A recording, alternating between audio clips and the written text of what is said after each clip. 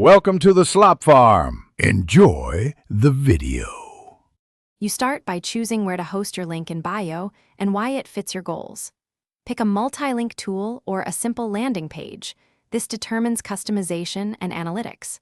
Once chosen, gather 3 to 7 target URLs and create short, clear labels so visitors act quickly. Make sure thumbnails or icons are ready to boost clicks. Begin now by opening the platform and creating a new profile entry so you can paste links and see structure immediately. Next, organize links for maximum conversion and explain why order matters. Your main offer should be first because attention drops fast. You should customize labels, add small images, and assign clear CTAs to guide clicks. Then enable tracking by adding UTM parameters so you can measure performance. Make sure to preview the mobile layout and adjust spacing. Most users tap on phones.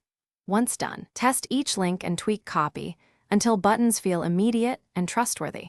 Finally, publish the bio link to your social profile and update the surrounding profile text to reflect the new destination. You need to test every link on multiple devices and browsers to confirm behavior and visuals. Then monitor initial clicks and tweak positions if some links underperform. If a link fails, first verify the exact URL, remove unnecessary redirects, and reapply clean UTM tags. This is the key troubleshooting step because most problems come from typos or bad redirects. Thanks for watching. Consider subscribing if we helped you today.